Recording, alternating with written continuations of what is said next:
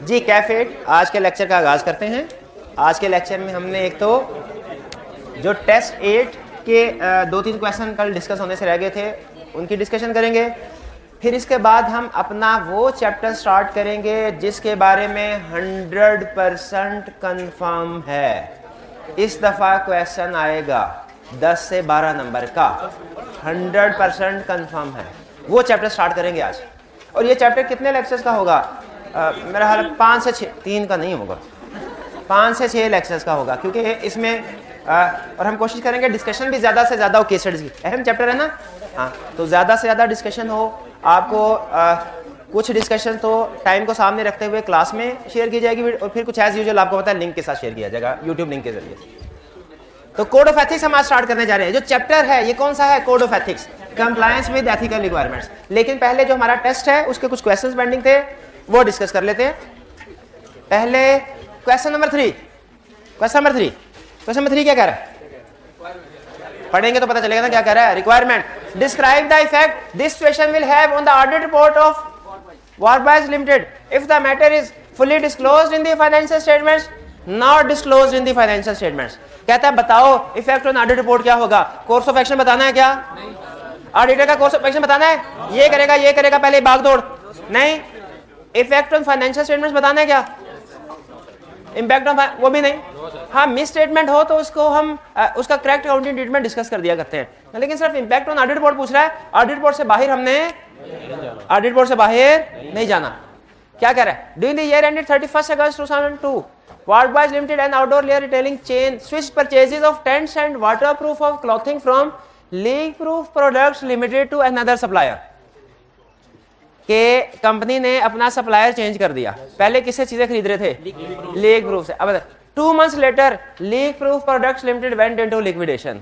2 महीने के बाद बेचारी जिसको हमने छोड़ा था वो ही डूब गई कंपनी। हाँ, जिसको छोड़ा था 2 महीने पहले। Liquidators of the company have issued a claim against Wardboys Limited for a breach of implied contract and consequential losses। जो लिक्विडेटर है उस कंपनी का, हमारी कंपनी का नहीं, उस कंपनी का जो डूबी है, उसके लिक्विडेटर ने हमारे खिलाफ, कंपनी के खिलाफ केस फाइल कर दिया कि भाईजान ये आपने कॉन्ट्रैक्ट की वायलेशन की है और लॉसेस हुए हैं जिसकी वजह से आप हमें हर्जाना अदा करें। लीगल केस है। बेस्ट सोर्स ऑफ एविडेंस क्या होता है? लॉयर का ओपिनियन। लॉयर क्या कह रहा है? No amount has yet been put on the claim, but lawyers advise that it could be substantial, and although they are confident of a successful defense, also advise that the case could go against Wardboys Limited. This would have a serious effect on the company। अच्छा देखिए, दो चीज जब हमने liability record करनी होती है, दो चीजें देखनी होती है, एक अमाउंट मेजरेबल हो, दूसरा आउटफ्लो प्रोबेबल हो।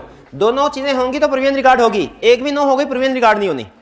यहाँ पे कह रहा है no amount has yet been put on the, amount अभी तक डिसाइड नहीं हुई क्या होगी, लेकिन ये है कि जो मटेरियल हो सकती है जो भी हुई, क्या अमाउंट मेजरेबल है?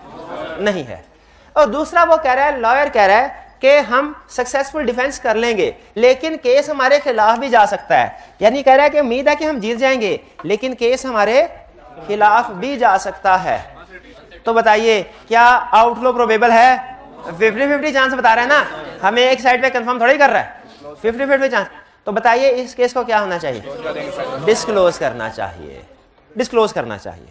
ठीक है, पहला केस, अगर ये case fully disclose in financial statement, financial में फुली डिस्क्लोज हो जाता है, अनमोडिफाइड ओपिनियन। अच्छा अब एक मिनट, हरे एक मिनट, अनमोडिफाइड तो आपने बता दिया। अब 3 पॉसिबिलिटीज है। कुछ केसेस ऐसे हैं कि ऑडिट मैटर में भी जा सकते हैं, कुछ केसेस ऐसे हैं एमसीओ मैटर में भी जा सकते हैं, कुछ ऐसे हैं गोइंग कंसर्न में भी। ये किधर जाएगा? रीजन क्या है? अगर रूटीन नेचर के कोई केसेस चल रहे होते ना, यूं ही चलते चलते बात करता, वो की ऑडिट मैटर में जाते। यहाँ चूंकि इस केस को डिटेल में डिस्कस कर रहा है, ये एक वाहिद केस है, एक सिंगल केस है और डिटेल में डिस्कस कर रहा है, ये एक्सेप्शनल लिटिगेशन है। अच्छा ये गोइंग कंसर्न की तरफ क्यों नहीं लेके गए? क्योंकि क्वेश्चन में कहीं पे उसने ये नहीं बताया, जैसे पिछले क्वेश्चन में बताया था कि कंपनी बैंकरप्ट हो सकती है अगर इसका पे ना कर पाए तो, इसीलिए ये हमारा एक्सेप्शनल लिटिगेशन का केस बनता है। और एमसीओ मैटर पैराग्राफ हम इंक्लूड करेंगे। क्या लिखेंगे? Artist shall include unmodified opinion. हाँ जी, और एमसीओ मैटर पैराग्राफ में वो 3 चीजें भी बतानी है। रेफरेंस, ठीक है। Not disclosed in the financial statement, miss statement है। ऑडिटर शैल एक्सप्रेस मटेरियल और परवेसिव दोनों डिस्कस करेंगे या एक? दोनों डिस्कस करेंगे क्योंकि मेंशन नहीं है क्लियरली। अमाउंट नहीं दी हुई ना, अमाउंट दी होती अमाउंट की बेस पर डिसीजन करते। अमाउंट नहीं दी हुई तो क्वेश्चन में भी कहीं नहीं बताया मटेरियल है कि परवेसिव है, बस ये बताया सिग्निफिकेंट है, अहम है, इमटेरियल नहीं है, ये बता दिया उसने इमटेरियल नहीं है। लेकिन मटेरियल के तो दोनों डिस्कस करेंगे। अच्छा, जब क्वालिफाइड ओपिनियन या एडवर्स ओपिनियन एक्सप्रेस करेंगे, इसके साथ हम बेसिक ओपिनियन भी लिख दिया, एमसीक्यू मैटर पैराग्राफ इंक्लूड करेंगे? नहीं, क्यों नहीं करेंगे? एक जगह इंक्लूड हो गया ना, उसको हमने basis for qualified adverse opinion में डिस्कस कर दिया। अब एमसीक्यू मैटर पैराग्राफ उसके ऊपर नहीं देना जी। नहीं, सीरियस का मतलब है सिग्निफिकेंट इंपैक्ट है। सब्सटेंशियल या सीरियस इंपैक्ट का मतलब है कि अमाउंट सिग्निफिकेंट होगी, बड़ी अमाउंट होगी, अमाउंट बड़ी होगी। इससे गोइंग कंसर्न की तरफ आपने नहीं सोचना। गोइंग कंसर्न में क्लियर इंफॉर्मेशन देता है, जैसे पिछले क्वेश्चन में उसने दी थी। क्वेश्चन 4, अच्छा क्वेश्चन 4 की डिस्कशन आपके साथ शेयर हो चुकी है, इसमें कोई प्रॉब्लम तो नहीं है? अगर कोई ऐसी चीज है जो आप समझ दो कि नहीं समझ आई डिस्कशन में तो पूछ लें। चलें नेक्स्ट क्वेश्चन 5। अच्छा ये, हाँ ये वॉल्यूम 2 का क्वेश्चन, इसकी डिस्कशन नहीं होगी। रिक्वायरमेंट में पहले क्या कह रहा है? Discuss each of these issue. अब चाहे एक ही कंपनी है, हमने अलग-अलग डिस्कस करना, एक और दूसरे के साथ हेड अप नहीं करना, अलग-अलग डिस्कस करना है। Discuss each of these issue and describe the impact on audit board if the above issues remain unresolved. Draft profit before tax is 9 million and total assets are 37 million. Materiality कैसे calculate करेंगे? Total asset की base पे नहीं, total assets की base पे कब करते हैं? तो प्रॉफिट दिया ही ना, प्रॉफिट दिया तो प्रॉफिट को बेस बनाना है। अगला क्वेश्चन, अगर इसमें टोटल एसेट्स को नहीं यूज करना मटीरियलिटी के लिए तो फिर उसने दिया क्यों है? दो रीजन में रखिएगा। प्रॉफिट दिया होता है और साथ टोटल एसेट्स भी दिया हो, दो रीजन। पहली रीजन, स्टूडेंट कंफ्यूज होकर टोटल एसेट्स की बेस पे मटीरियलिटी कैलकुलेट कर ले, इसलिए दिया होता है टोटल एसेट। आपने इस सेशन में मटीरियलिटी प्रॉफिट की बेस से कैलकुलेट। और दूसरा होता है इसका पर्पस परवेसिव कैलकुलेट करने के लिए। हाँ, अगर अमाउंट प्रॉफिट से 50% से ज्यादा हो ना तो हम फौरन परवेसिव के कंक्लूजन पे नहीं पहुंचते। हम देखते हैं कि बाकी की फाइनेंशियल स्टेटमेंट का 50% हो रहा है कि नहीं, तो उस वक्त टोटल एसेट्स का 50% कैलकुलेट करके हमने देखना है। अगर मिस स्टेटमेंट उससे भी एक्सीड हो रही हो टोटल एसेट के 50% से भी, हम कहेंगे ये परवेसिव है। और अगर प्रॉफिट के 50% से ज्यादा है लेकिन टोटल एसेट के 50% से कम है तो फिर ये क्या है? मटेरियल। लेकिन आपने फिर क्वेश्चन में उसको बता देना कि ये सिर्फ मटेरियल हम कर रहे हैं। अगर प्रॉफिट के 50% से ज्यादा होना लेकिन एसेट्स के 50% से कम, तो उसे आपने बता देना कि चूंकि एसेट्स के 50% से कम है इसलिए हम इसको मटेरियल ले रहे हैं भाई, उसको बता देना है। क्योंकि नॉर्मली 50% ऑफ प्रॉफिट से ज्यादा होने का मतलब ये होता है कि ये परवेसिव की तरफ जा रही है। तो फिर हमने कमेंट करना होता है कि परवेसिव बनी है कि नहीं बनी। परवेसिव कब बनेगी? जब टोटल एसेट के 50% से भी बढ़ेगी। और कब नहीं बनेगी परवेसिव? तो अगर किसी क्वेश्चन में प्रॉफिट के 100% से ज्यादा मिस स्टेटमेंट लेकिन टोटल एसेट के 50% से कम है, लेकिन क्वेश्चन में लिखना है कि even though it is more than 50% of profit but as it is less than 50% of total asset therefore it is assumed to be material only, not pervasive. ठीक है। और एग्जाम के लिए आपको वैसे टिप बता, नॉर्मली मेरी आदत नहीं है चीजें बताना जो कि कॉन्ट्राडिक्टरी हो, लेकिन बाज़ औक़ात कुछ ये सोल्यूशन में होती है ना आई के, तो बच्चा खुद से भी देख रहे होते हैं जो स्टूडेंट, वो कंफ्यूज हो जाते हैं। किसी क्वेश्चन में अगर प्रॉफिट के 50% से बढ़ रही है मिस स्टेटमेंट लेकिन टोटल एसेट से कम हो रही है 50%, उसमें अजम्पशन लिख के ना, अजम्पशन लिख के उसको भी परवेसिव कर सकते हैं। लेकिन ये आई कैप ने किया है, मैं इससे एग्री नहीं करता। मैं जो आपको रूल बता रहा हूं वो आपने उसको फॉलो करना है। हाँ, एहतियातन to be on safe side आपने ये लाइन जरूर लिख देनी है कि चूंकि 50% ऑफ एसेट से कम है इसीलिए हम इसको मटेरियल कंसीडर कर रहे हैं, नॉट परवेसिव। ये बात समझ आ गई आपको? आगे चलते हैं। A customer of brakes company had to withdraw one of their family car model this year due to concern over the safety of the braking system। Customer ने छोड़ दिया, क्या छोड़ दिया? एक गाड़ी इस्तेमाल करनी छोड़ दी। पूछा क्यों छोड़ दे? उन्होंने कहा इसके ब्रेक का मसला है। मैंने कहा क्या मसला है? कहते कस्टमर है launch a legal claim against brakes company for 10 million for the negligent supply of faulty braking system. कहता बैर दो, ब्रेक लगती नहीं है, ब्रेक यही होगी ना, ब्रेक फेल हो गई। The company's lawyers believe that there is an 80% chance that brakes company will lose the case, but directors believe their quality control procedure have always been robust and that the braking system will be proven to have been safe। Lawyer कह रहा है भैया 80% chance है, management कह रही है नहीं नहीं हम तो कॉन्फिडेंट है। मैनेजमेंट तो and management auditor qualified opinion दे भी देना, मैनेजमेंट फिर भी अपनी डायरेक्टर्स रिपोर्ट में यही कहती है नहीं नहीं इसने गलत किया, ऐसा तो नहीं है, आइंदा हम ये सारे केस जीत जाएंगे, बेफिक्र रहे। मैनेजमेंट ने तो पॉजिटिव ही रहना हमेशा अपने शेयर होल्डर के लिए। हमने किसकी बात करनी है? लॉयर्स की बात। 80% का मतलब क्या है? आउटफ्लो इज प्रोविजन रिकॉर्ड होनी चाहिए। अच्छा अब एक स्टूडेंट कहने लगा सर प्रोविजन रिकॉर्ड होनी चाहिए, लेकिन चूंकि 80% चांस है इसलिए 10 मिलियन का 80% 8 मिलियन की प्रोविजन। नहीं भाई पता नहीं काउंटिंग में कोई एडजस्टमेंट होती होगी, वो केसेस की होती है जिसमें इस तरह कैलकुलेशन सिखाते होंगे, 12 ऑडिट में नहीं है।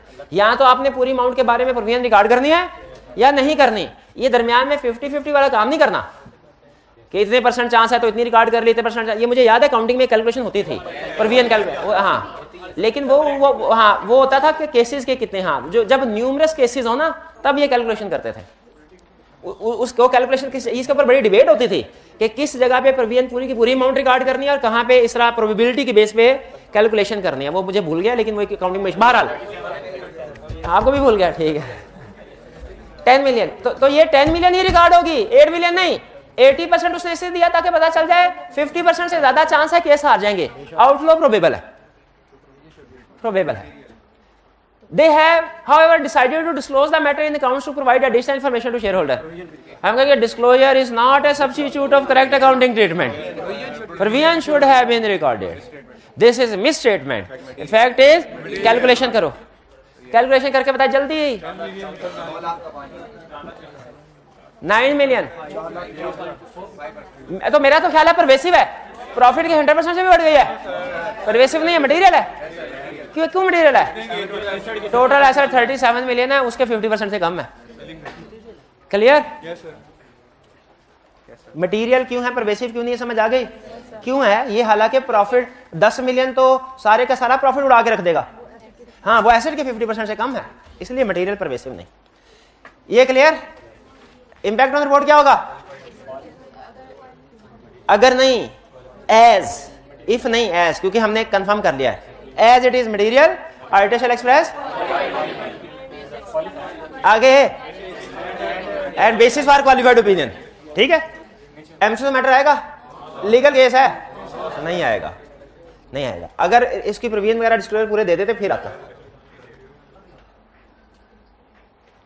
हालांकि क्वेश्चन में कहा है डिसाइडेड टू डिस्क्लोज, फिर भी एमसीक्यू मैटर नहीं आएगा। क्यों?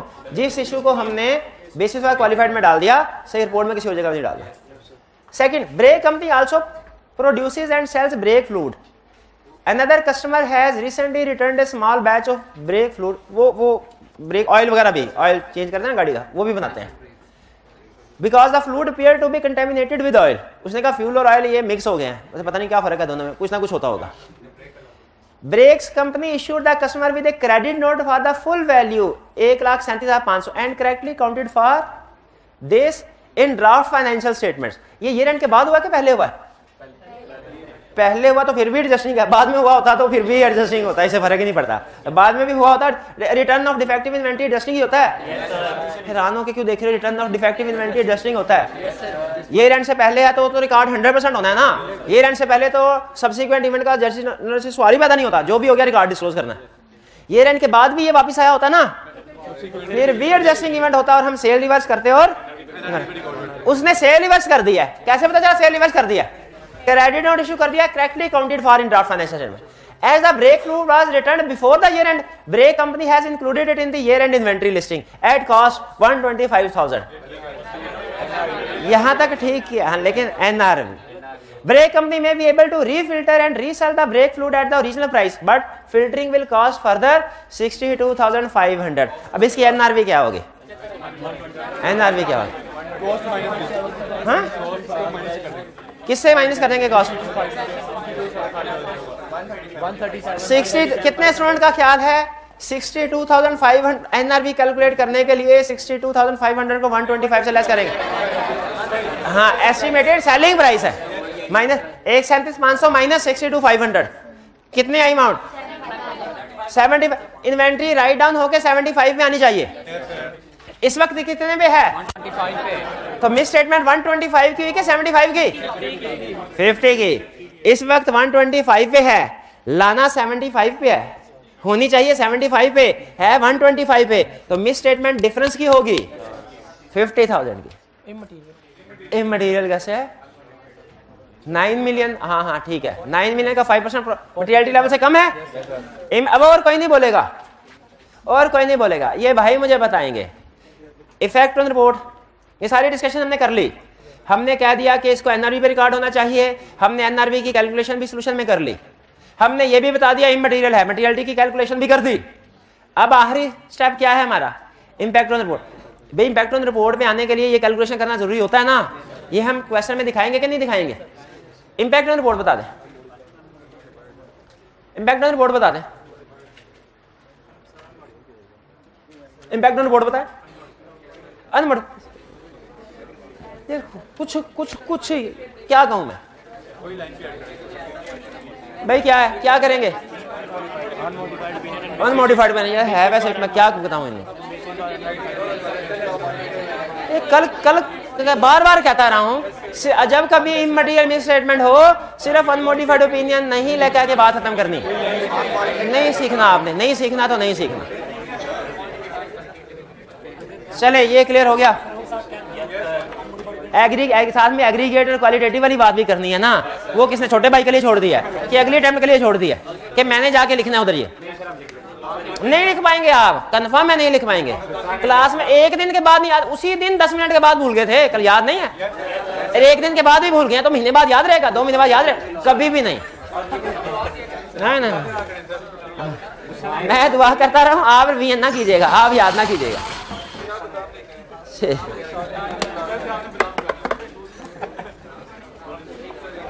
चलिए अब टेस्ट 8 की डिस्कशन कंप्लीट हो गई।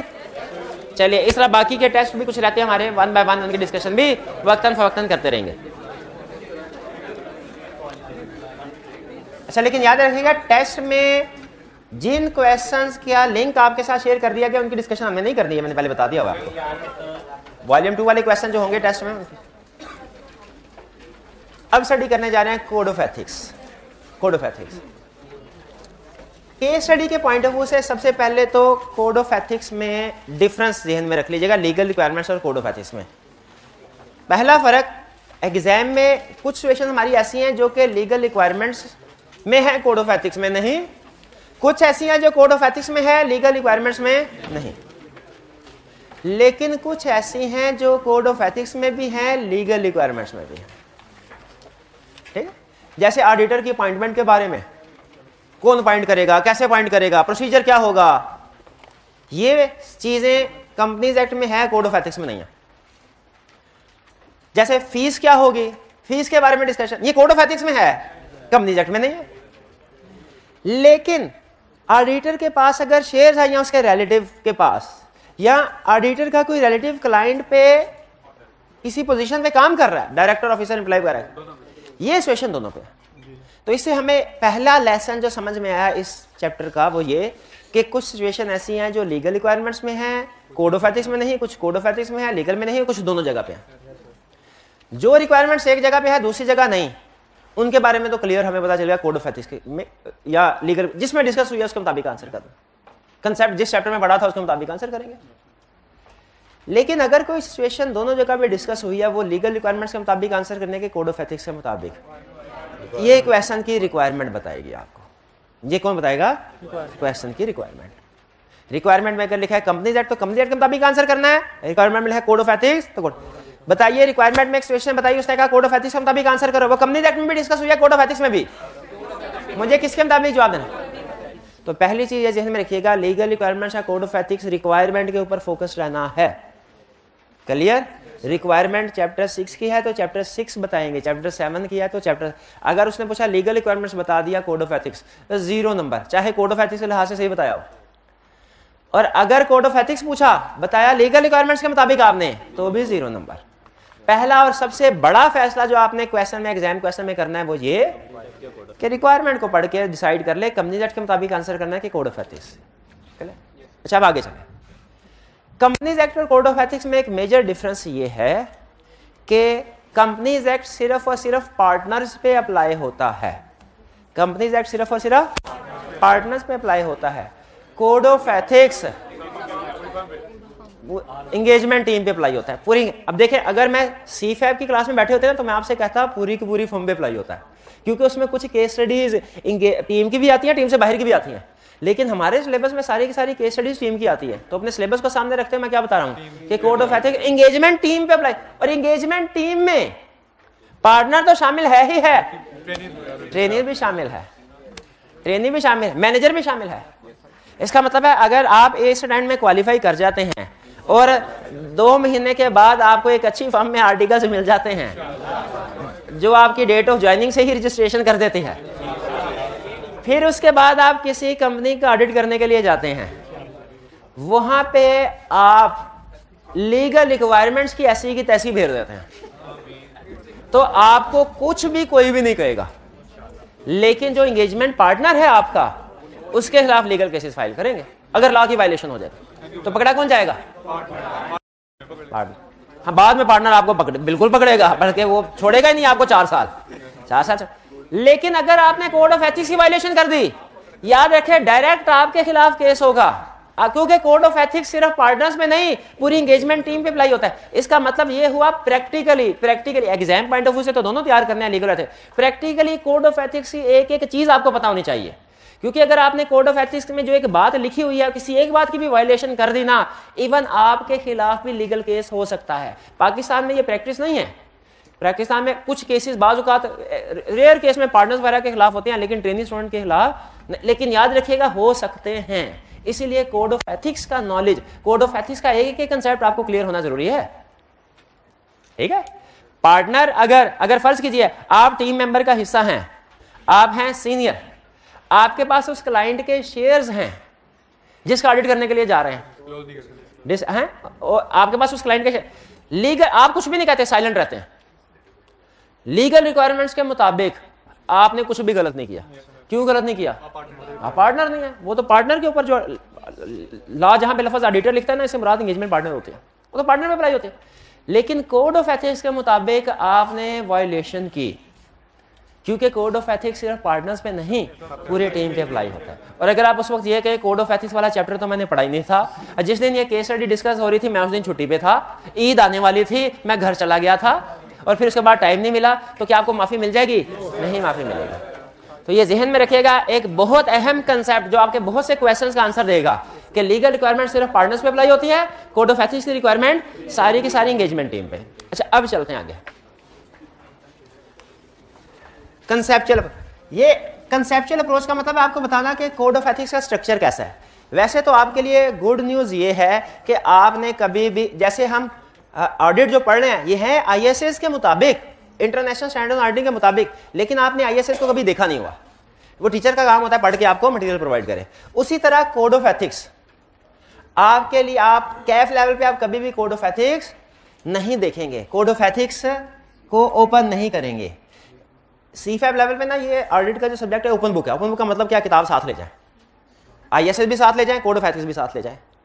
लेकिन कैफ 8 में ये ओपन बुक नहीं है, ना ISA ना कोड ऑफ एथिक्स साथ नहीं लेके जा सकते, और आपके लिए ये पढ़ना रिक्वायर्ड भी नहीं है। लेकिन चूंकि हम जो कुछ पढ़ रहे हैं वो कोड ऑफ एथिक्स में लिखा हुआ है, इसलिए इसका इंट्रोडक्शन आपको दिया जा रहा है, ताकि जब कभी आप एडवांस लेवल पे जाके कोड ऑफ एथिक्स को पढ़ें, आपको पता है इसका स्ट्रक्चर क्या होता है।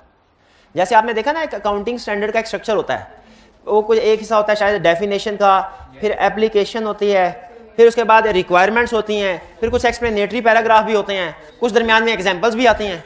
इस तरह नॉर्मल स्ट्रक्चर। उसी तरीके से कोड ऑफ एथिक्स का स्ट्रक्चर सुनने क्या है। कोड ऑफ एथिक्स 3 हिस्सों में डिवाइडेड है। कोड ऑफ एथिक्स कितने हिस्सों में डिवाइडेड? 3 हिस्सों में डिवाइडेड है। एक है प्रिंसिपल्स, एक है थ्रेड्स, एक है सेफगार्ड। कोड ऑफ एथिक्स कितने हिस्सों में डिवाइडेड है? 3 हिस्सों में, प्रिंसिपल्स, थ्रेड्स, सेफगार्ड। इसका मतलब है हमारी केस स्टडीज में भी प्रिंसिपल डिस्कस हो रहे होंगे, थ्रेड डिस्कस हो रहे होंगे, safeguard discuss. Code of ethics के मुताबिक हम जो भी केस स्टडी कर रहे होंगे उसमें प्रिंसिपल डिस्कस हो रहे होंगे, थ्रेड्स डिस्कस होंगे, सेफगार्ड। ज्यादातर थ्रेड्स और सेफगार्ड डिस्कस होते हैं, कभी कभार कुछ केस में प्रिंसिपल भी डिस्कस होते हैं।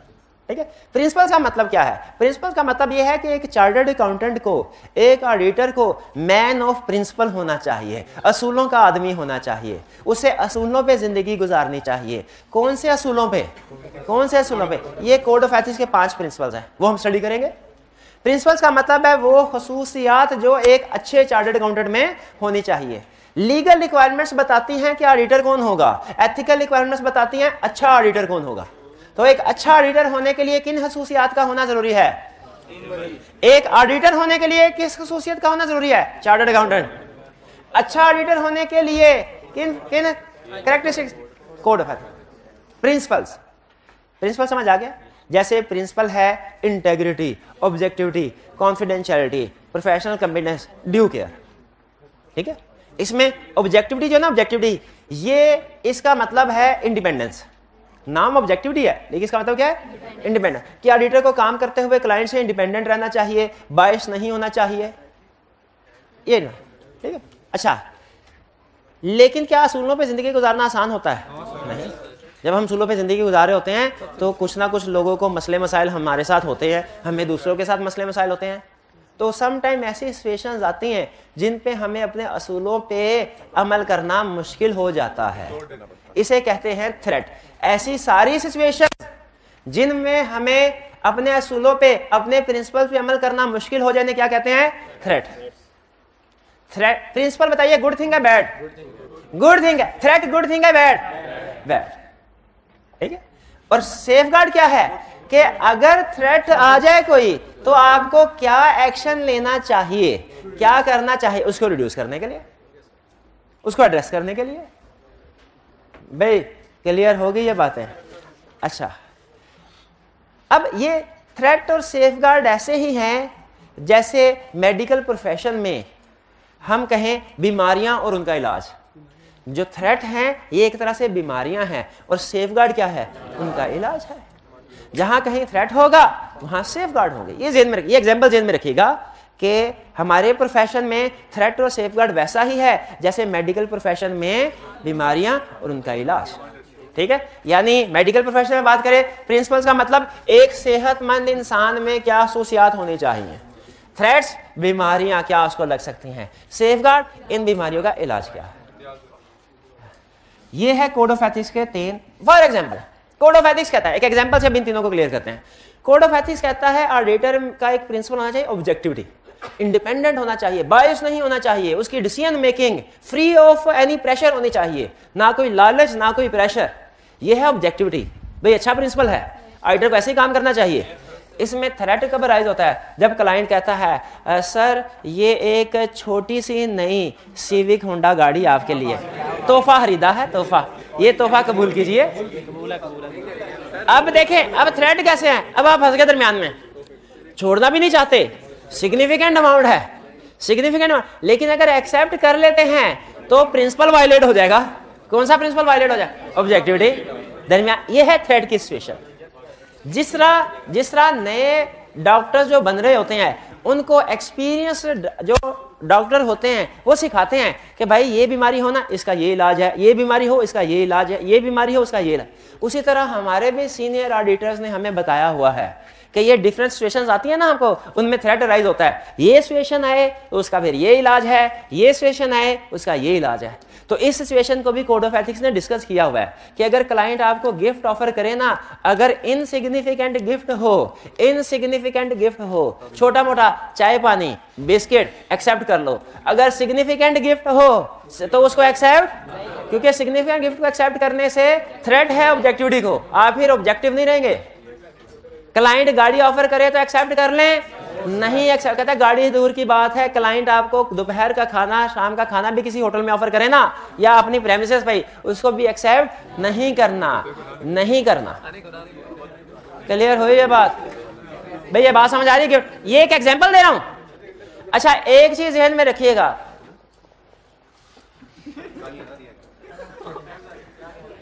नहीं प्यारा भाई, प्यारे भाई जरा मतवज्जो हुई।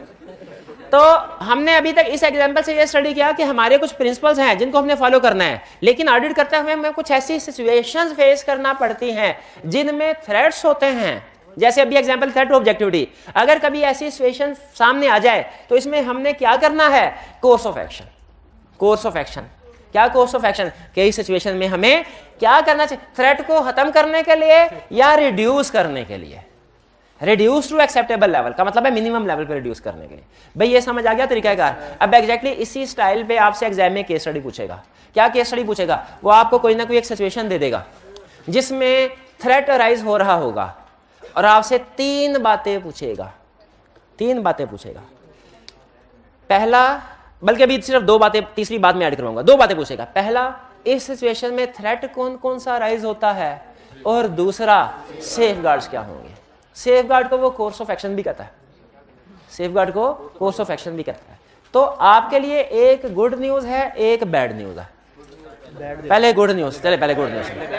गुड न्यूज ये है कि प्रैक्टिकली ज्यादातर जो एथिकल इश्यूज ऑडिटर को फेस करना पड़ते हैं उसकी लिस्ट बनी हुई है, और हर लिस्ट में लिखा हुआ है कि इस सिचुएशन में कौन सा थ्रेट राइज होता है और इसका सेफगार्ड क्या होगा। फिर अगली सिचुएशन कौन सा थ्रेट राइज होता है, कौन सा सेफगार्ड, फिर अगली सिचुएशन कौन सा थ्रेट, कौन सा सेफगार्ड। तो यानी चीजें सारी लिखी हुई हैं। बैड न्यूज आपके लिए ये है कि सम टाइम तो वो 3 पार्ट्स बनाएगा कोड ऑफ एथिक्स के क्वेश्चन के। पार्ट 1 डिस्कस हो रहा होगा सिचुएशन नंबर 3 से, पार्ट 2 डिस्कस रेलिवेंट होगा सिचुएशन नंबर 7 से, पार्ट 3 होगा सिचुएशन नंबर 14 से। कभी तो ऐसे होगा, लेकिन कभी ऐसे होगा कि एक ही पार्ट के अंदर 2 सिचुएशन मिक्स कर रहा होगा। एक ही पार्ट के अंदर 2 सिचुएशन, और आप एज यूजुअल एक सिचुएशन को फोकस करके उसको आंसर कर देंगे, दूसरी को इग्नोर कर देंगे। दोनों को एड्रेस करना, दोनों को एड्रेस करना, ठीक है। हाँ, कभी कभार नॉर्मली ऐसे नहीं होता। कभी कभार ऐसे भी हो सकता, जैसे मेडिकल प्रोफेशन है ना, वो डॉक्टर अपने जूनियर्स को, जो नए आने वाले लोगों को जितने मर्जी बीमारी उनकी ला सिखा दे, स्टिल चांस होता है क्या कोई ना कोई नई बीमारी आ सकती है। जैसे कोरोना किसने सोचा था उनकी तो चाहे हम सारा चैप्टर याद भी कर लें, लेकिन उसके बावजूद चांस है, नॉर्मली होता नहीं है, लेकिन तैयार करवा रहा हूं आपके लिए, क्योंकि आई कैप जो है ना वो थोड़ा अग्रेसिव हुआ है पिछले 1-2 टाइम से। हो सकता है हमसे 4 सिचुएशन पूछे तो उसमें एक सिचुएशन ऐसी हो जो हमने ना पढ़ी हो, जो हमने ना पढ़ी। उम्मीद ज्यादा चांस है, मोर देन 90% चांस ऐसे होगा नहीं, लेकिन मे भी ऐसे हो जाए। इस सिचुएशन में आपने इसको इग्नोर नहीं करना। मुझे बताइए, जब कोरोना आया डॉक्टरों ने कहा नहीं हम कुछ भी नहीं कर सकते, कुछ भी नहीं कर सकते, कि उन्होंने अपने एग्जिस्टिंग नॉलेज की बेस पे जजमेंट अप्लाई करते हुए वैक्सीन आने से पहले ही कुछ एहतियाती तदाबीर बता दी थी। एहतियाती तदाबीर बता दी थी ना, उनसे बीमारी खत्म ना हुई हो, कुछ ना कुछ रुक तो गई, कम तो हुई ना। एग्जैक्टली उसी तरह अगर आपको कोई कोरोना जैसी सिचुएशन दे देना एग्जाम में जो आपने इससे पहले ना पढ़ी हो, आपने उसे खाली नहीं छोड़ना। आपने अपनी जजमेंट की बेस पे कुछ ना कुछ उसके थ्रेट और सेफगार्ड लिख देने हैं। लेकिन जजमेंट के बेस पे, जो जजमेंट किस बेस पे आते हैं, नॉलेज एक्सपीरियंस की वजह से, उस लेवल पे पहुंचने के लिए अनसीन क्वेश्चन को अटेम्प्ट करने के लिए ना आपको सीन क्वेश्चन सारे अटेम्प्ट करने होते हैं। जब सीन क्वेश्चन सारे अटेम्प्ट कर लेते हैं ना, फिर आप इस लेवल पे पहुंचते हैं कि आपको उस पूरे चैप्टर की सारी ऊंच नीच का पता है और आप अपनी जजमेंट को अप्लाई करने के काबिल है, ठीक है। लेकिन वो बाद में देखेंगे इसको। अभी फिलहाल क्या बता रहा हूं, कोड ऑफ एथिक्स हम पढ़ने जा रहे हैं। कोड ऑफ एथिक्स में कितनी चीजें हैं? 3, प्रिंसिपल, थ्रेट, सेफगार्ड। एग्जाम में क्वेश्चन कैसे है? कंफर्म क्वेश्चन आएगा, और कैसा क्वेश्चन होगा, वो हमें कोई 1, 2, 3 या 4 सिचुएशन दे देगा, जैसे लीगल रिक्वायरमेंट्स में सिचुएशन दी थी उसने, और हमसे कहेगा हर सिचुएशन को पढ़ो और मुझे बताओ इसमें थ्रेट कौन सा इन्वॉल्व है और इसके सेफगार्ड क्या है। थ्रेट कौन सा इन्वॉल्व है और सेफगार्ड्स क्या है। ये क्वेश्चन किस तरीके से आएगा, ये पहले लेक्चर में इसलिए बता रहा हूं ताकि आइंदा जब आप पढ़ रहे हो ना इस मैटर को, तो इस माइंडसेट के साथ पढ़ रहे हो किस तरीके से क्वेश्चन आएगा और हमने ये लिखना है यहाँ पे। तो इन चीजों को याद करना है, थ्रेट को याद करना है हर सिचुएशन में, सेफगार्ड को याद करना है। स्टार्ट करें अब। सबसे पहले क्या पढ़ना चाहिए हमें? प्रिंसिपल्स। अच्छा, एप्लीकेशन है, छोटा सा कंसेप्ट है। वो कहता है कि जी अगर लॉ और कोड ऑफ एथिक्स, एप्लीकेशन के 2-3 बेसिक असूल हैं, लॉ और कोड ऑफ एथिक्स दोनों में कंफ्लिक्ट आ जाए, किसकी बात आना? कहता है अच्छा लॉ साइड पे करते हैं, कोड ऑफ एथिक्स के अंदर ही बाज़ औक़ात ऐसा होता है कि एक प्रोविजन दूसरे प्रोविजन से अगर इनकंसिस्टेंट है, फर्क है, ठीक है, या अगर हम कोड ऑफ एथिक्स को कंप्लाई करते हैं तो वो पब्लिक इंटरेस्ट में नहीं होगा। बाज़ औक़ात ऐसा होता है ना कि ऑडिटिंग स्टैंडर्ड्स में भी हमने पढ़ा था कि अगर ऑडिटिंग स्टैंडर्ड को कंप्लाई करना पब्लिक इंटरेस्ट में नहीं है तो हम उसको कंप्लाई करते हैं कि नहीं करते? नहीं करते। की ऑडिट मैटर की एग्जांपल याद है कि अगर एक मैटर आपने आइडेंटिफाई किया वो की ऑडिट मैटर है, लेकिन अगर उसे रिपोर्ट में डिस्क्लोज करते हैं तो इसके पब्लिक इंटरेस्ट बेनिफिट कम है और एडवर्स कॉन्सिक्वेंसेस ज्यादा हैं, तो बताइए उस मैटर को की ऑडिट मैटर के तौर पर रिपोर्ट करते हैं कि नहीं? नहीं करते। उसी तरह अगर कोड ऑफ एथिक्स में भी हमें लगे कि किसी रिक्वायरमेंट को कंप्लाई करने से पब्लिक इंटरेस्ट इफेक्ट होता है, वो पब्लिक इंटरेस्ट के बेनिफिट में नहीं है, या हमें पता चले एक रिक्वायरमेंट दूसरे के साथ कंफ्लिक्ट कर रही है, क्या करें? कहता है अभी उसको परफॉर्म ना करो, लेकिन लेकिन लेकिन किसी थर्ड पार्टी से कंसल्ट कर लो। वो थर्ड पार्टी कोई भी हो सकती है, वो हमारी फर्म के अंदर ही कोई दूसरा एंगेजमेंट पार्टनर हो सकता है, वो हमारे प्रोफेशन के अंदर कोई दूसरी फर्म भी हो सकती है, और वो हमारे प्रोफेशन के रेगुलेटर भी हो सकते हैं। ठीक है, तो ये उसने कुछ बेसिक रूल बताए हैं। लॉ और प्रैक्टिकली लॉ और एथिक्स का कंफ्लिक्ट है, लॉ को फॉलो करना है, और अगर कभी आपको लगे कि एथिकल रिक्वायरमेंट्स कंप्लाई करने से इफेक्ट हो रहा है तो उसको बाईपास करने से पहले आपने उसको फिलहाल उसके ऊपर अमल नहीं करना, लेकिन थर्ड पार्टी से कंसल्ट कर लेना कि इस सिचुएशन में क्या करना चाहिए। अब आते हैं हम अपने प्रिंसिपल्स की तरफ, fundamental ethical principles. Fundamental ethical principles हैं 5: integrity, objectivity, confidentiality, professional completeness, due care. इस लर्निंग ऑब्जेक्टिव में से रिप्रोडक्शन का क्वेश्चन पूछेगा, या तो कोई एक या दो प्रिंसिपल्स आपको एक्सप्लेन करने को कह सकता है। ये 4 नंबर के साथ उसने कहा इंटेग्रिटी और professional completeness and due care को एक्सप्लेन करो।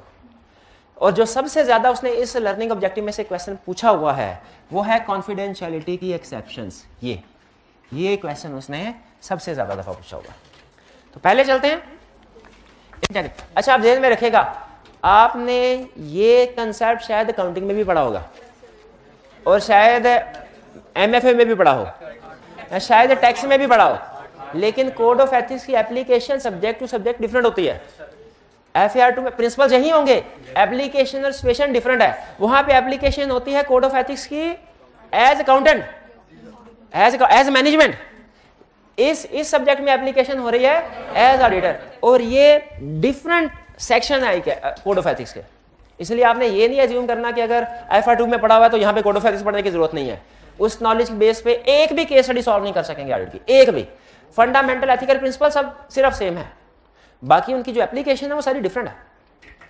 पहला प्रिंसिपल इंटेग्रिटी। इंटेग्रिटी का मतलब क्या है कि चार्टर्ड अकाउंटेंट को, ऑडिटर को स्ट्रेट फॉरवर्ड होना चाहिए, ऑनेस्ट होना चाहिए। स्ट्रेट फॉरवर्ड और ऑनेस्ट। फॉर एग्जाम्पल जैसे ही उसे पता चला, एक्सेप्टेंस के वक्त भी अगर उसे पता चला ना कि क्वालिफाइड ओपिनियन एक्सप्रेस हो सकता है, तो वो स्ट्रेट फॉरवर्ड रहे, ऑनेस्ट रहे, एक्सेप्टेंस स्टेज पे क्लाइंट को बता दे कि सर हमारे ख्याल में इस दफा क्वालिफाइड ओपिनियन एक्सप्रेस होगा। ये ना सोचे कि अगर मैंने क्लाइंट को बता दिया कहीं क्लाइंट मुझे निकालना दे या ऑफर वापस ना ले ले अपॉइंटमेंट की। ऑडिट के दौरान में भी जैसे ही आपको पता चला कि ओपिनियन मॉडिफाई हो सकता है, फौरी तौर पे क्लाइंट को इन्फॉर्म करें। क्यों? ये स्ट्रेट फॉरवर्ड और ऑनेस्ट होने की निशानी है। फिर not to associate with false report और इन्फॉर्मेशन। अगर as chartered accountant, as auditor आपको पता है कि क्लाइंट की कोई स्टेटमेंट फॉल्स है, आपको उसके साथ अटैच होना चाहिए। फर्ज कीजिए आप क्लाइंट को टैक्स रिटर्न भी फाइल करके देते हैं और क्लाइंट ने टैक्स रिटर्न में अपने इनकम को अंडरस्टेट किया, आपको पता है। आपने कहा सर टैक्स रिटर्न में आपने इनकम को अपनी अंडरस्टेट किया। उसने कहा भाईजान आप ऐसा कीजिए, ये कौन सी इंश्योरेंस एंगेजमेंट है, इसमें आपने कोई ओपिनियन थोड़ी देना है। जैसे मैं कह रहा हूं आप एज इट इज इसको फाइल कर दें। क्या हमें एज इट इज फाइल कर देना चाहिए? नहीं। अगर हमें पता है कि ये फॉल्स इंफॉर्मेशन है, हमने अपने आप को इससे अलग कर लेना है। क्यों? इंटेग्रिटी की निशानी यही है, ठीक है, कि हमने किसी भी फॉल्स रिपोर्ट या इंफॉर्मेशन के साथ एसोसिएट नहीं होना। और अगर हमें पता चले कि कोई इंफॉर्मेशन फॉल्स है तो क्या करें? अपने आप को डिसएसोसिएट कर लें। अगर आपको as auditor client prospectus issue कर रहा है शेयर कैपिटल अरेंज करने के लिए, उस प्रोस्पेक्टस में कुछ इंफॉर्मेशन गलत है, आपका नाम भी एज एक्सपर्ट के तौर पे उसमें इंक्लूड किया गया है, आपको पता चला ये प्रोस्पेक्टस गलत है, क्या आप उसको अपना नाम उसमें इंक्लूड करके जाने देंगे? नहीं। आप क्लाइंट से पहले कहेंगे इसको ठीक कर ले। क्लाइंट ठीक नहीं करता तो क्या करें? अपने आप को उससे अलग करवा लें। यह इंटेग्रिटी मींस स्ट्रेट फॉरवर्ड और ऑनेस्ट रहना है। Next objectivity. ऑब्जेक्टिविटी का मतलब क्या है? हमने अपनी जजमेंट को कंप्रोमाइज नहीं करना। किस वजह से कंप्रोमाइज नहीं करना? किसी अनड्यू इन्फ्लुएंस की वजह से बायस की वजह से या कंफ्लिक्ट ऑफ इंटरेस्ट की वजह से। यानी ना तो अनड्यू इन्फ्लुएंस का मतलब है प्रेशर में आके कोई हमें इन्फ्लुएंस करने की कोशिश करे, किसी के प्रेशर में नहीं आना हमने। क्लाइंट अगर प्रेशर करे कि अनमोडिफाइड ओपिनियन दो वरना तुम्हें रिमूव कर देंगे, तुम्हारी जगह किसी और को ऑडिटर अपॉइंट कर देंगे, क्या हमें उसके इन्फ्लुएंस में आना चाहिए? नहीं आना चाहिए। क्लाइंट अगर कहे सर बराए मेहरबानी अनमोडिफाइड ओपिनियन दे दीजिए, हम आपको ना सिर्फ ये कि नेक्स्ट ईयर के लिए रीअपॉइंट करेंगे बल्कि टैक्स सर्विसेज भी आपको कॉन्ट्रैक्ट देंगे और आपके लिए एक गिफ्ट भी हमने रखा हुआ है। अब ये लालच दे रहा है, पहले प्रेशर से अपनी मर्जी का ओपिनियन लेने की कोशिश कर रहा था, वो आता है इन्फ्लुएंस में, अब लालच दे रहा है। क्या बायस हो जाना चाहिए? हमें नहीं होना चाहिए। और कंफ्लिक्ट ऑफ इंटरेस्ट में भी नहीं आना चाहिए। कंफ्लिक्ट ऑफ इंटरेस्ट का मतलब क्या है? देखिए हमारा प्रोफेशन हमसे रिक्वायर करता है हम इंडिपेंडेंट हो। अगर हमने क्लाइंट के शेयर्स खरीद लिए तो कंफ्लिक्ट ऑफ इंटरेस्ट आ गया। कैसे? एज ऑडिटर हम चाहते हैं कि financial statement true and fair भी प्रेजेंट करें, लेकिन एज शेयर होल्डर हम चाहेंगे बेस्ट भी। कंफ्लिक्ट ऑफ इंटरेस्ट आ गया कि नहीं आ गया?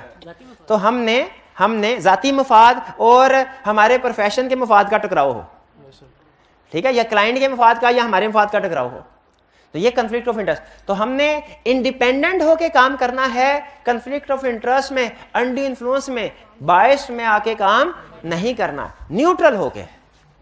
Don't perform service if judgement में बी इन्फ्लुएंस। अगर जजमेंट इन्फ्लुएंस हो सकती है तो आपने उसको परफॉर्म नहीं करना। जैसे मुझे बताइए, ऑडिटर का भाई, स्पाउस नहीं, भाई क्लाइंट में डायरेक्टर है, ऑडिटर का भाई क्लाइंट में डायरेक्टर है, क्या आपके ख्याल में ये ऑडिटर इसमें ऑब्जेक्टिविटी है? इसमें ऑब्जेक्टिविटी नहीं है। नहीं, क्यों? इसकी जजमेंट्स इन्फ्लुएंस हो सकते हैं भाई की वजह से। तो इसे क्या करना चाहिए? इसे ये सर्विस परफॉर्म, क्योंकि इसकी जजमेंट इन्फ्लुएंस हो सकती है, इसे ये सर्विस परफॉर्म नहीं करनी चाहिए। कोड ऑफ एथिक्स में इसका सेफगार्ड लिखा हुआ है। गैस कर सकते हैं सेफगार्ड क्या लिखा हुआ है? विथड्रॉ नहीं लिखा हुआ, भाई से ताल्लुक तोड़ दो ये भी नहीं लिखा हुआ। लिखा हुआ ये जो मैनेजर है या पार्टनर है या टीम मेंबर जिसका भाई क्लाइंट में डायरेक्टर है, इसको रोटेट कर दो, इसको रोटेट कर दो, इसको एंगेजमेंट टीम से रिमूव कर दो, इसकी जगह किसी दूसरे को ले आओ, ठीक है। तो ये है हमारा सेफगार्ड है। क्लियर हुई है बात? तो यही वो समझा रहा है कि अगर आपकी जजमेंट इन्फ्लुएंस हो सकती है तो आपने क्या करना है? एंगेजमेंट को परफॉर्म नहीं करना, किसी दूसरी एंगेजमेंट को परफॉर्म कर ले। अभी तक हमने टोटल प्रिंसिपल्स है हमारे 5, integrity, objectivity, confidentiality, professional commitment, due care, professional behaviour. तक हमने कितने कवर कर लिए? 2, इंटेग्रिटी और ऑब्जेक्टिविटी। Next confidentiality.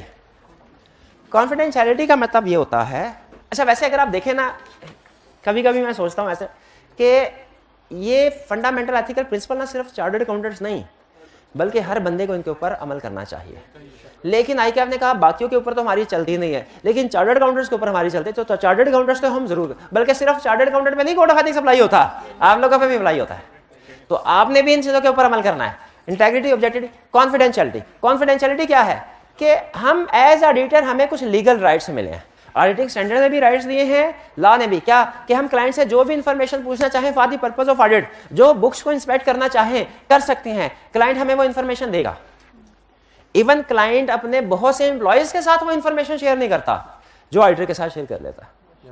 क्लाइंट के फ्यूचर में अगले 5 सालों में क्या प्लान है, ये बोर्ड ऑफ डायरेक्टर्स ने अपनी मीटिंग में डिस्कस किया होगा। इसके मिनट्स बड़े कॉन्फिडेंशियल होते हैं, डायरेक्टर्स की मीटिंग है, किसी को इवन एम्प्लॉयज के भी हाथ में नहीं लगते, उनको भी नहीं। लेकिन अगर ऑडिटर कहे कि सर मैंने अप्रूवल देखनी है, इस साल जो फिक्स एसेट बाय किए गए हैं, डिस्पोज किए गए, डायरेक्टर ने उनकी अप्रूवल दिया कि नहीं, मुझे बोर्ड ऑफ डायरेक्टर के मिनट्स दिखाएं, उसको मिनट्स दिखाए जाते हैं, ठीक है, उसको वो मिनट्स दिखाए जाते। तो अब मुझे ये बताएं, जब हमारे पास इतने राइट्स हैं, क्या राइट्स के साथ रिस्पॉन्सिबिलिटीज भी नहीं आती? क्या रिस्पॉन्सिबिलिटी होगी हमारी कि हम इस सारी इंफॉर्मेशन को सिर्फ ऑडिट पर्पस के लिए इस्तेमाल करें, इसको किसी थर्ड पार्टी को डिस्क्लोज ना, अच्छा गौर से सुनेगा, ना डिस्क्लोज करना है ना यूज करना है। डिस्क्लोज करने का मतलब किसी को बताना नहीं, यूज करने का मतलब खुद भी इस्तेमाल नहीं करना। जैसे फर्ज कीजिए हमारा दोस्त आया हमारे पास, कहने का जिस कंपनी के तुम ऑडिटर हो उसमें मैं एक अकाउंट्स मैनेजर की जॉब करना चाहता हूं, लेकिन मुझे नहीं पता पिछला अकाउंट्स मैनेजर कितनी सैलरी ले रहा था, मुझे बताओ जरा कितनी सैलरी ले रहा था, कहीं ऐसा ना हो मैं इंटरव्यू में उससे कम सैलरी कोट कर दूं। हमें बता देना चाहिए? नहीं बताना चाहिए, कॉन्फिडेंशियलिटी प्रिंसिपल कहता है।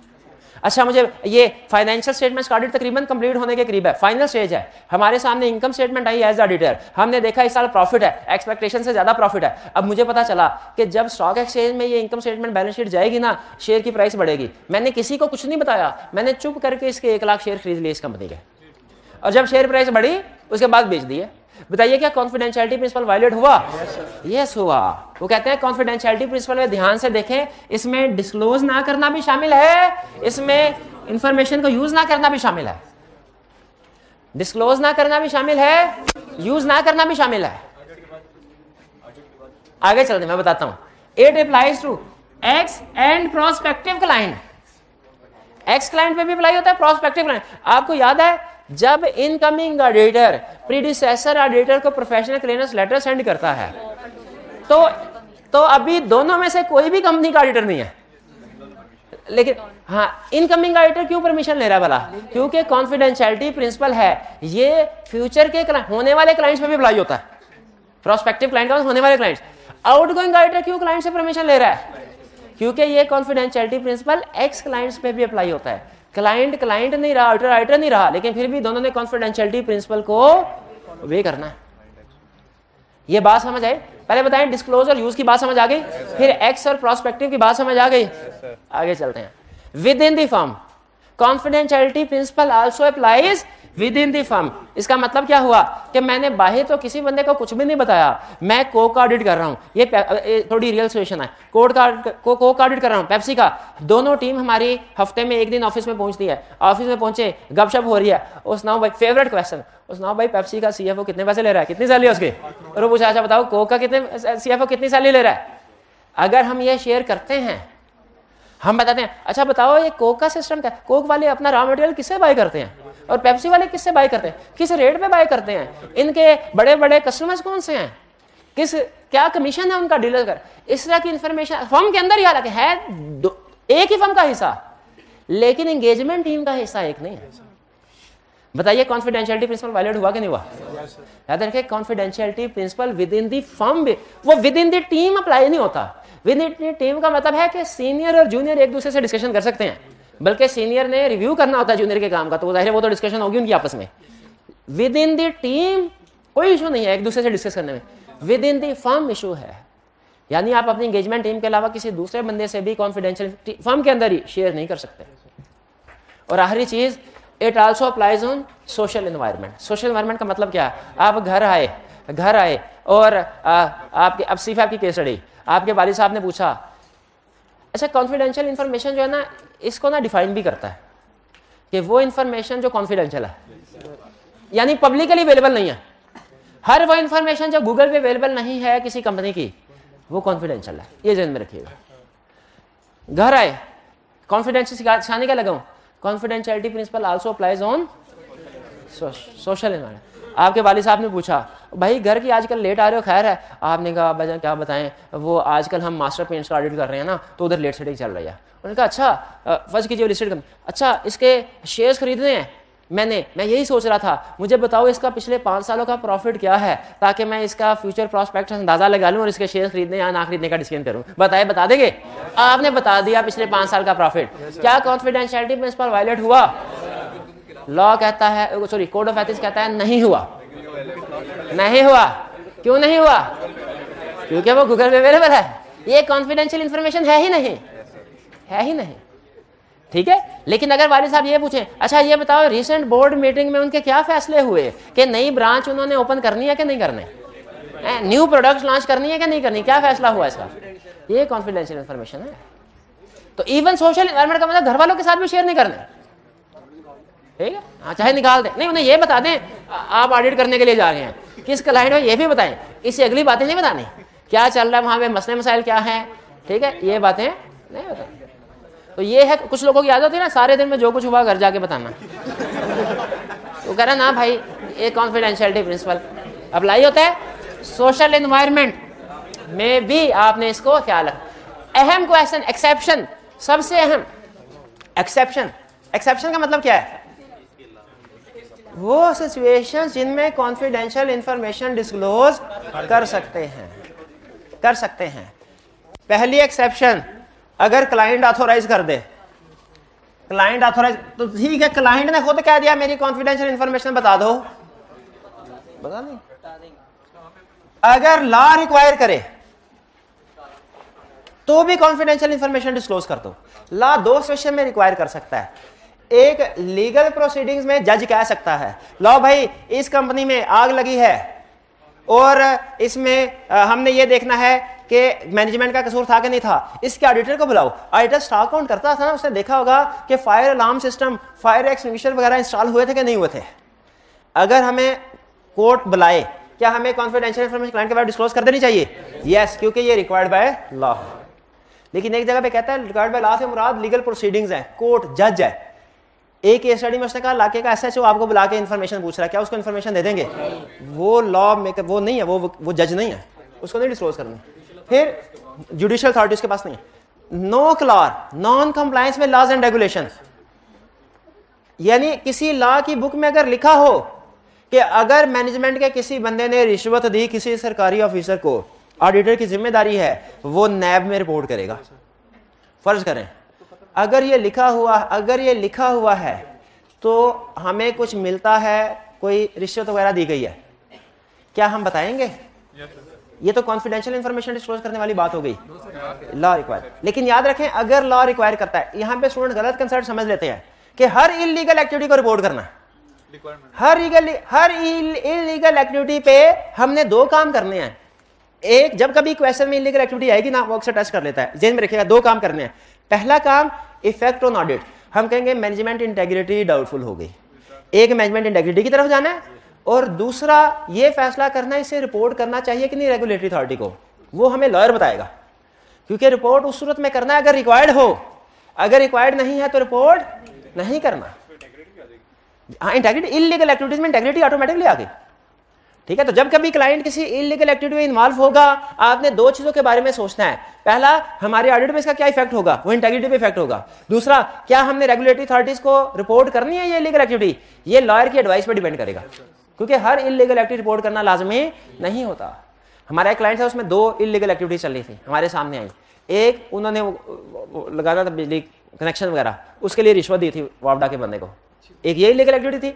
और दूसरा, वो जो ऑपरेटिंग सिस्टम यूज कर रहे थे ना, वो पायरेटेड था, वो काउंटिंग सिस्टम यूज करते थे, वो था ये दूसरा था क्विक बुक्स, सेज वगैरह। हाँ जी, तो इसके ऊपर हमने बाकायदा पूछा था कि ये इलीगल एक्टिविटीज है, क्या हमें रेगुलेटरी अथॉरिटीज को, साइबर क्राइम वालों को, क्या इन लोगों को हमें रिपोर्ट करना चाहिए?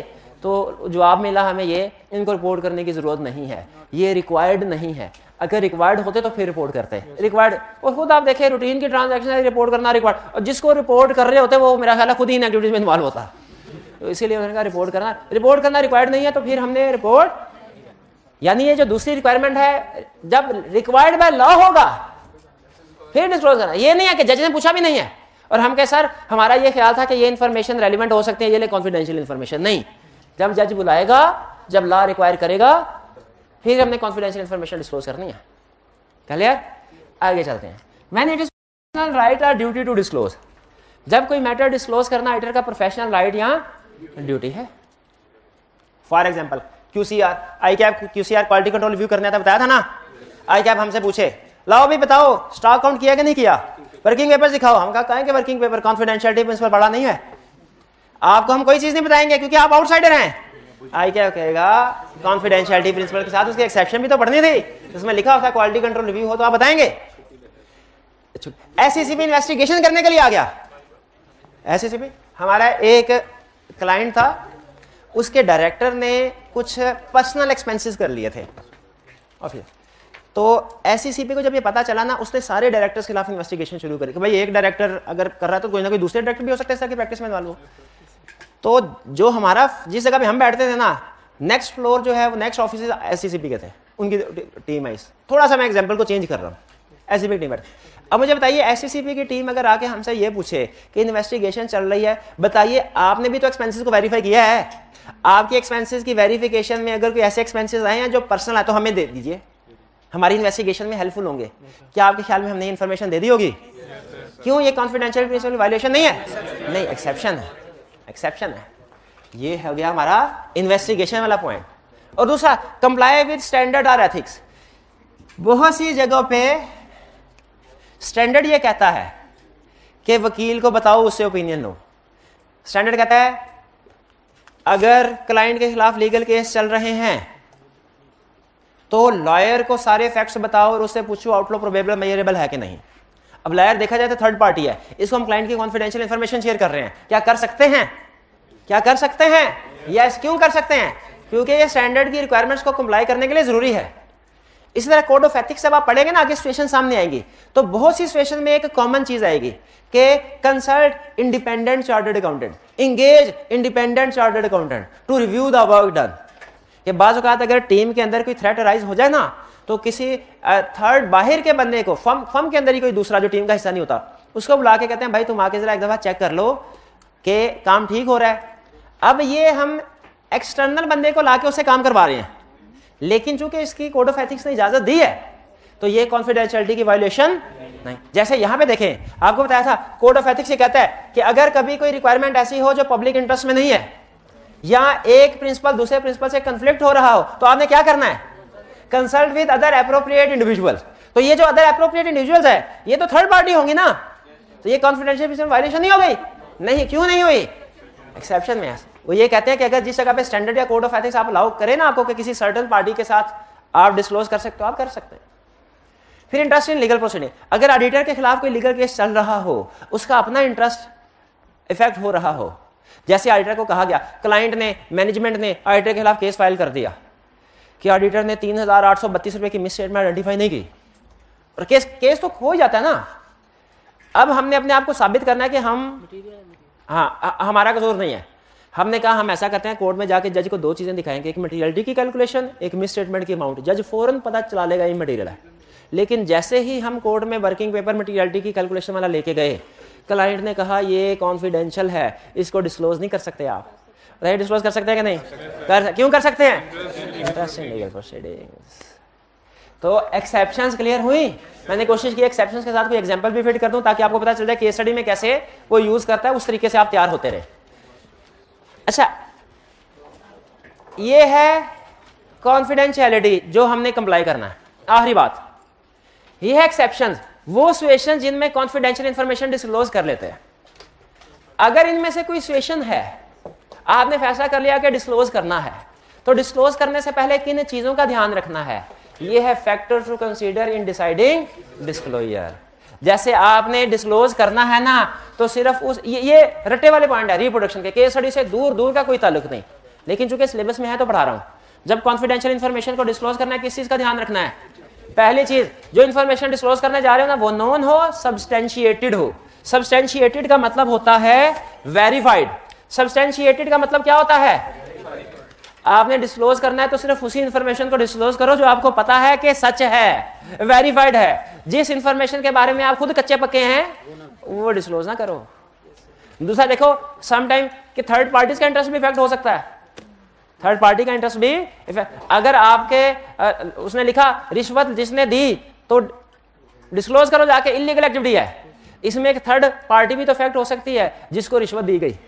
हम तो अपने क्लाइंट जिसने रिश्वत दी उसके पॉइंट ऑफ व्यू से डिसीजन कर रहे होंगे ना, तो इसमें थर्ड पार्टी का इंटरेस्ट में बाज़ बात ऐसा होता है, हम कोई मैटर डिस्क्लोज करते हैं ना, हमारे क्लाइंट से रिलेटेड होता है, लेकिन उसमें थर्ड पार्टी का नाम भी आ रहा था, वो हमारे खिलाफ हद की इज्जत का दावा कर देती है।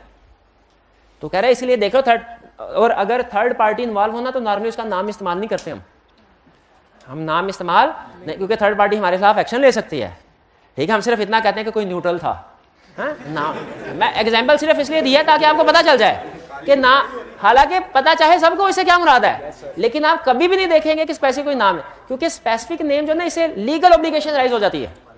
और ये सिर्फ यहाँ पे नहीं, हमारे प्रोफेशन में भी बहुत जगह पे ये नाम यूज होता है। जब किसी थर्ड पार्टी हो ना, उसका इंटरेस्ट इफेक्ट, हमने मैटर डिस्क्लोज करना है, तो हम फिर उसका नाम इस्तेमाल नहीं करते।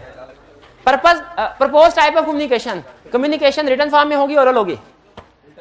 Addresses and whether there are appropriate recipients, आपने देखना है हु आर एड्रेसी। एड्रेसिस कौन है? एड्रेसी। एड्रेसी का मतलब क्या है? कम्युनिकेशन किसके नाम पे लिखनी है? वो जज के नाम पे लिखनी है या किसी और पब्लिक अथॉरिटी के नाम पे? इन चीजों को सामने रख के आपने कॉन्फिडेंशियल इंफॉर्मेशन डिस्क्लोज करनी है। लेकिन याद रखें, ये रिप्रोडक्शन का क्वेश्चन है, एग्जाम में उसने नहीं पूछता। ये रिप्रोडक्शन में भी पूछता है, केस स्टडी में भी पूछता है, एग्जाम में बार बार पूछ रहा है। आज के लेक्चर की सबसे अहम चीज, सब कुछ भूल जाएं लेकिन कॉन्फिडेंशियलिटी की एक्सेप्शंस और चंद एक एग्जांपल जो मैंने शेयर किए केस स्टडी में यूज होंगी। अब कल के लेक्चर में हम बाकी के 3 प्रिंसिपल हो गए हमारे, याद रखेगा, इंटेग्रिटी, ऑब्जेक्टिविटी कॉन्फिडेंशियलिटी। कल के लेक्चर में बाकी 2 छोटे छोटे हैं वो कवर करेंगे, फिर केस स्टडी की तरफ जाएंगे। कल से आपकी कोड ऑफ एथिक्स की केस स्टडी शुरू। आज पहला लेक्चर, कल से केस स्टडीज शुरू। इंशाल्लाह आज का लेक्चर यहाँ खत्म करते हैं। अल्लाह हाफिज।